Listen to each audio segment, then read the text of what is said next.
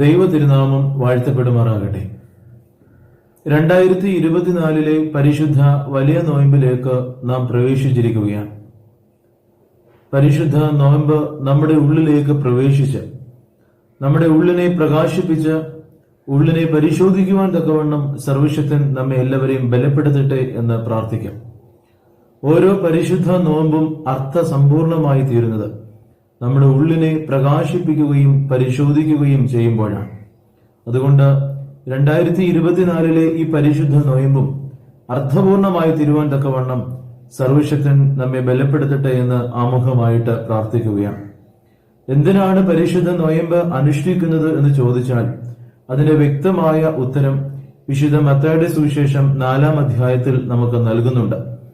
വിശുദ്ധ മത്തായിയുടെ സുവിശേഷം 4-ാം അധ്യായം 2-3 വാക്യങ്ങൾ പഠിക്കുമ്പോൾ കർത്താവ് പ്രാർത്ഥിക്കുവാനും ഉപവസിക്കുവാനുമായിട്ടൊക്കെ കടന്നു വരുന്ന അനുഭവമാണ്. 40 രാവും 40 പകലും ഉപവസിച്ചു. അപ്പോൾ പരീക്ഷകൻ അടുത്തേക്ക് കടന്നു വരികയാണ്.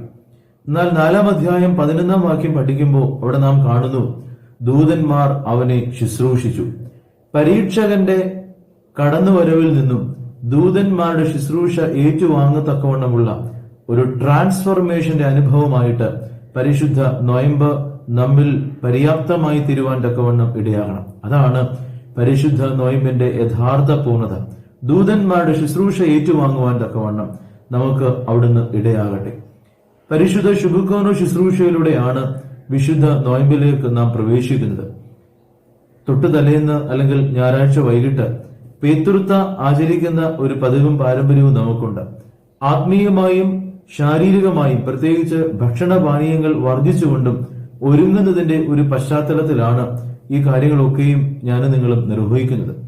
ആത്മീകമായി ഒരുക്കപ്പെടുന്ന അവരുടെ കുറ്റങ്ങൾ ക്ഷമിച്ചുകൊണ്ട് എന്നോട് ക്ഷമിക്കണമേ എന്ന് മുട്ടുകുത്തി പറഞ്ഞുകൊണ്ട് ശുഭക്കോനയിലൂടെ വിശുദ്ധ നോയമ്പിലേക്ക് പ്രവേശിക്കുമ്പോൾ പേതൃത്ത നമ്മുടെ ശാരീരികമാകുന്ന അല്ലെങ്കിൽ ഭക്ഷണപാനീയങ്ങൾ നാം വെടിയുന്നതിന്റെ സിമ്പലായിട്ട് അന്നേ ദിവസം ഭക്ഷണപാനീയങ്ങൾ നാം ഭംഗിയായിട്ട് അനുഭവിക്കുകയും പിന്നീട് മൺപാത്രങ്ങൾ ഉടച്ചു കളയുകയും ചെയ്യുന്ന ഒരു പതിവും പാരമ്പര്യവുമാണ് നിലനിൽക്കുന്നത്. അതുകൊണ്ട് അത് ഭക്ഷണപാനീയങ്ങൾ വെടിയുന്നതിന്റെയും മറ്റുള്ളവരോട് ക്ഷമിക്കുന്നതിന്റെയും ഒക്കെ സിമ്പലായിട്ട് ഈ കാര്യങ്ങൾ നിർവഹിച്ച് പരിശുദ്ധ നോയമ്പിലേക്ക് പ്രവേശിക്കുകയാണ്. അനുരഞ്ജനത്തിന്റെ അനുഭവം, മറ്റുള്ളവരോട് ക്ഷമിക്കുന്നതിന്റെ അനുഭവം ശുഭക്കോനോ ശുശ്രൂഷയുടെ പ്രാപ്തമാക്കുവാൻ നമുക്ക് എല്ലാവർക്കും അവിടുന്ന് ഇടയാകട്ടെ. ആദ്യ ആഴ്ചയിൽ നാം കാണുന്ന വേദഭാഗത്തിന്റെ പ്രത്യേകത വളരെയേറെ പ്രസക്തിയുള്ള ഒരു വേദഭാഗമാണ് എന്നുള്ളതാണ്.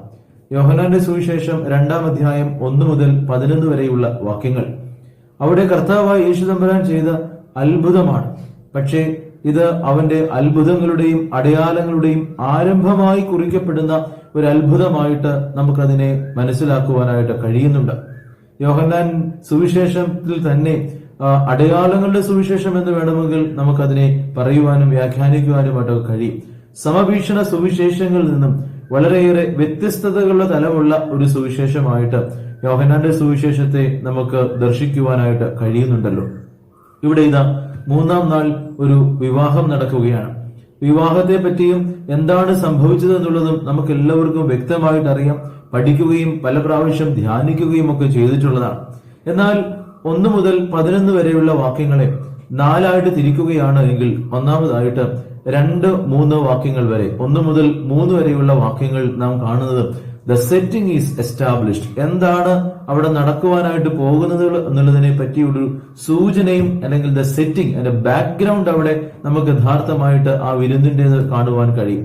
എന്നാൽ പിന്നീടുള്ള വാക്യങ്ങൾ താഴോട്ട് ഒരു 5-ാം വാക്യം വരെ എ നീഡ് എറൈസസ്, ഒരു ആവശ്യം അവിടെ കടന്നു വരുന്നതായിട്ട് കാണുന്നു. 5 ശേഷം 6 മുതൽ 8 വരെയുള്ള വാക്യങ്ങളിൽ ഒരു അത്ഭുതം ഈ ആവശ്യത്തെ അതിന്റെ പൂർണ്ണതയിൽ എത്തിക്കുവാൻ തക്കവണ്ണം ഉണ്ടായിത്തീരുകയാണ്. ഏറ്റവും ഒടുവിലായി 9 മുതൽ 11 വരെയുള്ള വാക്യങ്ങളിൽ ഈ അത്ഭുതത്തിന് ഒരു റെസ്പോൺസ് അല്ലെങ്കിൽ ഈ അടയാളത്തിന് ഒരു റെസ്പോൺസ് അവിടെ നൽകപ്പെടുകയാണ്. ഇങ്ങനെ 4 രീതിയിൽ 4 തലങ്ങളിൽ നമുക്ക് ഈ വേദഭാഗത്തെ വ്യാഖ്യാനിക്കുവാനായിട്ട് അതിനെ അടർത്തി മാറ്റുവാനായിട്ട് കഴിയും. യഥാർത്ഥത്തിൽ ക്രിസ്തുവിന്റെ ഒരു അത്ഭുതങ്ങളുടെയും അടയാളങ്ങളുടെയും ആരംഭമായിട്ടാണ് ഇതിനെ കുറിക്കുന്നത്. So it's as a symbolic nature, അത്ഭുതങ്ങളുടെയും അല്ലെങ്കിൽ അടയാളങ്ങളുടെ ഒരു പ്രാകൃതം സ്വഭാവം യഥാർത്ഥത്തിൽ ഈ കാനാവിലെ കല്യാണ വിരുന്നിന് പച്ചവെള്ളത്തെ വീഞ്ഞാക്കുന്ന ഈ അത്ഭുതത്തിലൂടെ കർത്താവ് നമുക്കായിട്ട് കാണിച്ചു തരികയാണ്. പല രീതിയിൽ നമുക്ക് പിതാക്കന്മാരൊക്കെയും ഇതിനെ വ്യാഖ്യാനിക്കുവാനായിട്ട് ഇടയാകുന്നുണ്ട്. എന്താണ് സംഭവിക്കുന്നത്? മറിയത്തിന്റെ സാന്നിധ്യം വളരെയേറെ ശ്രദ്ധേയമാണ് അവിടെ. കാരണം വീഞ്ഞു തീർന്നപ്പോൾ അവൾ കടന്നു വന്നുകൊണ്ട് കർത്താവിനോട് അപേക്ഷിക്കുന്നതും, എന്നാൽ അവൻ എനിക്കും നിനക്കും എന്ത് എന്ന് പറഞ്ഞുകൊണ്ട് അവളോട് സംസാരിക്കുന്നതും ഒക്കെ നമുക്കറിയാം. എന്നാൽ അവൻ നിങ്ങളോട് എന്തെങ്കിലും കൽപ്പിച്ചാൽ അതുപോലെ ചെയ്യുവീൻ എന്ന് പറഞ്ഞുകൊണ്ട് അവിടെ ഉണ്ടായിരുന്ന ജോലിക്കാരെ ഈ കാര്യങ്ങൾ ഏൽപ്പിക്കുന്നതും അവിടെ ശ്രദ്ധേയമാണ്. കർത്താവ് കടന്നു വന്നുകൊണ്ട് കൽപാത്രങ്ങൾ വെള്ളം നിറയ്ക്കുവാനായിട്ട് പറയുകയും ഏറ്റവും ഒടുവിൽ വിരുന്നുവാഴി ആ വെള്ളത്തെ രുചിച്ചു നോക്കുമ്പോൾ വളരെ ഭംഗിയുള്ള മനോഹരമായ വീഞ്ഞായിട്ട് അത് രൂപാന്തരപ്പെടുകയും ചെയ്യുന്നു എന്നുള്ളതാണ് ഈ വേദഭാഗത്തിന്റെ പ്രത്യേകത എന്ന് പറയുന്നത്. എനിക്കും നിനക്കും എന്ത് എന്നുള്ള ചോദ്യം ഇവിടെ കർത്താവ് മറിയത്തോട് ചോദിക്കുകയാണ്. യഥാർത്ഥത്തിൽ മറിയം എന്ന പേരിൽ നിന്നും ഉപരിയായി കർത്താവിന്റെ അമ്മ എന്നുള്ള ചിന്തയാണ് യോഹന്നാൻ എന്ന സുവിശേഷകൻ വേദപുസ്തകത്തിൽ, വേദഭാഗത്ത് പ്രത്യേകിച്ച് യോഹന്നാന്റെ സുവിശേഷത്തിൽ ഉടനീളം നൽകുന്നത്. നമുക്കറിയാം ഒരു ഭവനത്തിലെ അമ്മയുടെ പ്രത്യേകത, എല്ലാ കാര്യങ്ങളും കൃത്യമായിട്ട് എവറി നൂക്ക് ആൻഡ് കോർണർ, കൃത്യമായിട്ട് എല്ലാ സ്ഥലങ്ങളിലും അവളുടെ കണ്ണ് എത്തുകയും എല്ലാ കാര്യങ്ങളും ക്രമീകൃതമാക്കുവാൻ ശ്രമിക്കുകയും ചെയ്യുന്ന ഒരു സ്ത്രീയാണ് യഥാർത്ഥത്തിൽ അമ്മ എന്ന് പറയുന്നത്. അതുകൊണ്ട് തന്നെ മറിയം എന്ന അമ്മയുടെ സാന്നിധ്യം എല്ലാ കാര്യങ്ങളിലും ഒരു പ്രത്യേക ശ്രദ്ധയുണ്ടായിരുന്നു എന്നുള്ളതാണ് യാഥാർത്ഥ്യം. അങ്ങനെ അവൾ ചെന്ന് കർത്താവിനോട് പറയുകയാണ്, ഇവിടെ വീഞ്ഞ് പോരാതെ വന്നിരിക്കുക, ചോദിക്കുക എനിക്കും നിനക്കും എന്ത് എന്നുള്ള ചോദ്യം. യഥാർത്ഥത്തിൽ ഒരു സെമിറ്റിക് എക്സ്പ്രഷന്റെ ഭാഗമായിട്ട് പ്രത്യേകിച്ച് 2 രാജാക്കന്മാർ 3-ാം അധ്യായം 13-ാം വാക്യവും ഹോശേയ പ്രവാചകന്റെ പുസ്തകം 14-ാം അധ്യായം 8-ാം വാക്യത്തിലും ഒക്കെ കാണുന്ന ഒരു സെമിറ്റിക് എക്സ്പ്രഷന്റെ ഭാഗമായിട്ട് അത് നമുക്ക് എടുക്കുവാനായിട്ട് കഴിയും. അതുകൊണ്ട് എനിക്കെന്ത് നിനക്കെന്ത് എന്നുള്ള ചിന്ത, ഇവിടെ വീഞ്ഞ് പോരാതെ വന്നു, നമുക്ക് ഉത്തരവാദിത്വം എന്താണെന്നുള്ള ചിന്തയാണ് യഥാർത്ഥത്തിൽ അവിടെ കടന്നു വരുന്നത്. ഉത്തരവാദിത്വം ഇല്ലാതെ ഒരു ചിന്ത കടന്നു വന്നുവെങ്കിലും ഉത്തരവാദിത്ത തലങ്ങളിലേക്ക് അവളും മാതാവും കർത്താവും കടന്നു പോകുകയാണ്. അതിന്റെ പശ്ചാത്തലത്തിൽ നിങ്ങൾ എന്തെങ്കിലും ഇവൻ പറഞ്ഞു കഴിഞ്ഞാൽ അതുപോലെ ചെയ്യുവീൻ എന്ന് പറഞ്ഞുകൊണ്ട് അവിടെ ഉണ്ടായിരുന്ന ജോലിക്കാരെ ഭരമേൽപ്പിക്കുകയും ചെയ്യുന്ന മാതാവ്. യഥാർത്ഥത്തിൽ അതും യോസഫിന്റെയും ഫറവോന്റെയും ഒക്കെ അനുഭവം എടുത്തു നോക്കിക്കഴിഞ്ഞാൽ അവനെ കൊണ്ട് ചെയ്യുവാനായിട്ട് കഴിയും എന്നുള്ള പൂർണ്ണ ബോധവും ഉള്ളത് കൊണ്ടാണ് അപ്രകാരം മറിയത്തിന് അവിടെ ഉണ്ടായിരുന്ന ജോലിക്കാരോട് പറയുവാനായിട്ട് കഴിഞ്ഞത്. പൂർണ്ണമാകുന്ന ബോധ്യമായിരുന്നു ക്രിസ്തുവിന് ഇത് ചെയ്യുവാൻ. He has the ability to do a miracle. ആ ഒരു പൂർണ്ണ ബോധ്യം മാതാവിനുണ്ടായിരുന്നു എന്നുള്ളത് കൊണ്ടാണ് യഥാർത്ഥത്തിൽ ഈ ജോലിക്കാരെ ഈ മാതാവ് ഈ കാര്യങ്ങൾ ഏൽപ്പിക്കുന്നത്. അങ്ങനെ അവിടെ നിന്നും പോകുന്നു. അങ്ങനെ ഏറ്റവും ഒടുവിലായിട്ട് കൽപാത്രങ്ങളിൽ വെള്ളം നിറയ്ക്കുവാൻ കർത്താവ് പറയുന്നു. വെള്ളം നിറച്ചു, വക്കോളം നിറയ്ക്കുകയാണ്. കൽപാത്രങ്ങളാണ് യഥാർത്ഥത്തിൽ ഒരു പ്യൂരിറ്റിയുടെ അനുഭവം, വിശുദ്ധിയുടെ അനുഭവമാണ് കൽപാത്രങ്ങൾ കുറിക്കുന്നത്. അതോടൊപ്പം തന്നെ പൂർണ്ണതയിൽ എത്തുവാൻ തക്കവണ്ണം ഒന്നിന്റെ കൂടി ആവശ്യമുണ്ട്. 6 പൂർണ്ണമായ ഒരു അനുഭവമല്ല. 7 ഒരു പക്ഷേ പൂർണ്ണതയുടെ സംഖ്യയായിട്ടൊക്കെ പല സ്ഥലങ്ങളിലും കാണുവാൻ കഴിയും. ഒന്നിന്റെ കുറവ് എവിടെയോ ഉണ്ട്, ഏതോ ഒരു ചെറിയ കാര്യങ്ങളിൽ ഒരു കുറവ് എവിടെയോ ഉണ്ട്. ആ കുറവിനൊരു പൂർണ്ണതയാണ് യഥാർത്ഥത്തിൽ കർത്താവ് വരുത്തുന്നത്. വക്കോളം എത്തിക്കുവാൻ തക്കവണ്ണം അവന്റെ അനുഗ്രഹങ്ങൾ നിറഞ്ഞു കവിയുന്ന വക്കോളമുള്ള അനുഗ്രഹമാണ്. പൂർണ്ണതയിൽ എത്തുവാൻ 6 ശേഷം 1 കർത്താവ് യേശു തമ്പുരാന്റെ സാന്നിധ്യം കൂടി അവിടെ കടന്നു വരുമ്പോൾ യഥാർത്ഥത്തിൽ ഒരു പൂർണ്ണതയുടെ തലം, അവന്റെ അനുഗ്രഹങ്ങൾ ഒരു പൂർണ്ണതയുടെ തലത്തിലേക്ക് എത്തുവാനായിട്ട് കഴിയുന്നുണ്ട്. അതുകൊണ്ട് ക്രിസ്തുവിന്റെ സാന്നിധ്യം, അമ്മയുടെ സാന്നിധ്യം അവിടെ അനുഗ്രഹങ്ങളുടെ പൂർണ്ണതയായിട്ട് ദർശിക്കുവാൻ കഴിയുന്നുണ്ട്. അങ്ങനെ അനുഗ്രഹങ്ങൾ അവർക്ക് ലഭിക്കുകയാണ്. അത് വിരുന്നുവാഴി രുചിച്ചു നോക്കുമ്പോൾ വെള്ളമായിരുന്ന കൽപാത്രങ്ങളിലെ ആ പാനീയം എന്തായിത്തീർന്നു? രുചിച്ചു നോക്കുമ്പോൾ വീഞ്ഞായി തീരുകയാണ്. ഇത് എവിടെ നിന്ന് വന്നിരിക്കുന്നു?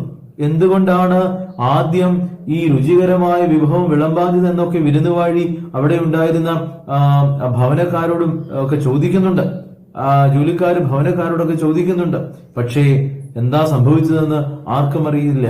പക്ഷെ ക്രിസ്തു കൃത്യമായിട്ട് അവിടെ ഇടപെട്ടതുകൊണ്ട് ആ ഭവനത്തിലേക്ക് അനുഗ്രഹങ്ങളുടെ പൂർണ്ണതയിലെത്തുവാനായിട്ട് കഴിഞ്ഞു. അതുകൊണ്ട് വലിയൊരു അടയാളമായിട്ട്, വലിയ ഒരു സിംബലായിട്ട് കർത്താവിന്റെ ഈ ലോകത്തിലെ വ്യാപാരത്തിന്റെ ആരംഭം എന്നോണം ചില സിംബൽസ് അവിടെ നമുക്ക് നൽകുകയാണ്. അതുകൊണ്ട് കാനാവിലെ കല്യാണം പൂർണ്ണതയിലേക്ക് നമ്മെ എത്തിക്കുന്ന ഒരു വലിയ അത്ഭുതമായിട്ട്, അടയാളമായിട്ട് ദർശിക്കുവാൻ കഴിയും. അതുകൊണ്ടാണ് വളരെയേറെ പ്രസക്തമായ ഒരു അടയാളം എന്ന് ഞാൻ ആദ്യം തന്നെ സൂചിപ്പിച്ചത്. പരിശുദ്ധ നോയമ്പിലേക്ക് പ്രവേശിക്കുമ്പോൾ എങ്ങനെ പൂർണ്ണതയിൽ എത്തുവാനായിട്ട് കഴിയും? അത് നോയമ്പിൽ ദൈവ സംസർഗത്തിന്റെ പശ്ചാത്തലത്തിൽ ആയിരിക്കാം, മാതാവിനോട് ചേർന്നുള്ള, ക്രിസ്തുവിനോട് ചേർന്നുള്ള അനുയാത്രയുടെ അനുഭവത്തിലായിരിക്കാം, തീർത്ഥാടനത്തിന്റെ തലത്തിലായിരിക്കാം. അങ്ങനെ ഈ പരിശുദ്ധ നോയമ്പ് നമ്മെ തന്നെ ഒരു പൂർണ്ണതയിൽ എത്തിക്കുന്ന ദൈവിക അനുഭവങ്ങളായി മാറിത്തീരുവാൻ തക്കവണ്ണം സർവശക്തൻ നമ്മെ എല്ലാവരെയും ബലപ്പെടുത്തട്ടെ എന്ന് പ്രാർത്ഥിക്കാം. അതുകൊണ്ട് കാനാവിലെ കല്യാണത്തിലുണ്ടായ ഈ അത്ഭുതം അതൊരു സിമ്പലാണ്, അടയാളമാണ്. ഈ അടയാളം നമുക്ക് ഒരു പൂർണ്ണതയിൽ നമ്മെ എത്തിക്കുന്ന അടയാളമാണ്. അങ്ങനെ പൂർണ്ണതയിൽ പരിശുദ്ധ നോയമ്പ് നമ്മെ എത്തിക്കുവാൻ തക്കവണ്ണം സർവശക്തൻ നമ്മെ ബലപ്പെടുത്തട്ടെ എന്ന് പ്രാർത്ഥിച്ചുകൊണ്ട് എന്റെ വാക്കുകൾ ഉപസംഹരിക്കുന്നു. ദൈവം നമ്മെ എല്ലാവരെയും വാഴ്ത്തി അനുഗ്രഹിക്കട്ടെ.